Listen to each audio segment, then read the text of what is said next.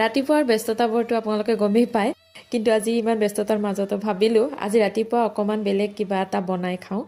ৰাতিপুৱাও প্ৰায়ে ভাতেই খোৱা যায়, কাৰণ ইহঁতৰ কাৰণে যিহেতুকে ভাত বনাওৱেই। আৰু এয়া সৰুজনী ছোৱালীও স্কুললৈ গ'ল, তাইক টিফিনত আজি পিঠাকে বনাই দিলোঁ।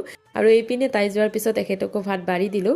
আৰু এখেতে যোৱাৰ পিছত এইবাৰ এইখিনি সময় হৈছে মোৰ একেবাৰে নিজৰ, আৰু সেইবাবে নিজৰ কাৰণে কিবা এটা বনাওঁ বুলি মিক্সি জাৰটো উলিয়াই ল'লোঁ। আৰু প্ৰথমতে দিলোঁ অকণমান চুজি, নিজৰ মতে দিলেই হ'ল। মই 2 চামুচ আৰু অকণমান চুজি দিছোঁ, আৰু লগতে দিছোঁ অকণমান দৈ।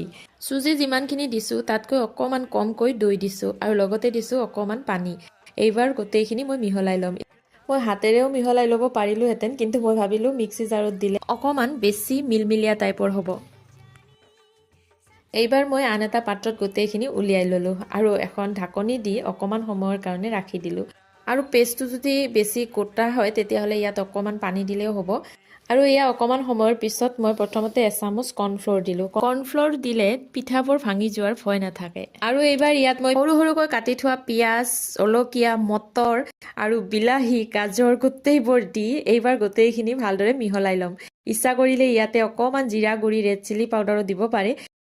মুঠতে আপোনালোকৰ যি যি মন যায় সকলোবোৰে দিব পাৰি, আৰু মই কিন্তু বেলেগ একো দিয়া নাছিলোঁ। আৰু গোটেইখিনি ৰেডি হোৱাৰ পিছত এইবাৰ টাৱাখন উঠাই দিলোঁ, আৰু এখন এখনকৈ পিঠা ভাজিবলৈ ল'লোঁ।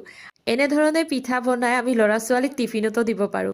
অৱশ্যে ৰাতিপুৱাৰ সময়ত পিঠা বনাব অকণমান দৌৰা-দৌৰি হয়, কিন্তু পেষ্টটো যদি আমি ৰাতিয়ে বনাই থওঁ তেতিয়াহ'লে পিঠাকেইখন ভাজোতে আমাৰ বেছি সময় নলয়, নহয়নে বাৰু? আৰু চুজিৰ পিঠাবোৰ বনাবলৈ আৰম্ভ কৰোঁতে মই এটা গুৰুত্বপূৰ্ণ বস্তু পাহৰি গ'লোঁ, সেইটো হৈছে নিমখ। যি নহওক বেছি দেৰি হ'লে মোৰ এখনতো নিমখ নাথাকিলহেঁতেন, আৰু এয়া মোৰ পিঠাবোৰ একদম খোৱাৰ কাৰণে উপযোগী হৈ পৰিল। আপোনালোকেও নিশ্চয় বনায়, নহয়নে? আপোনালোকে এনেকৈ বনায় নে বেলেগ ধৰণে বনায়? মোক কমেণ্ট কৰি জনাবচোন। গতিকে আজিৰ কাৰণে ইমানেই। কেনে পালে জনাব। আজিলৈ আহিলোঁ। Bye bye.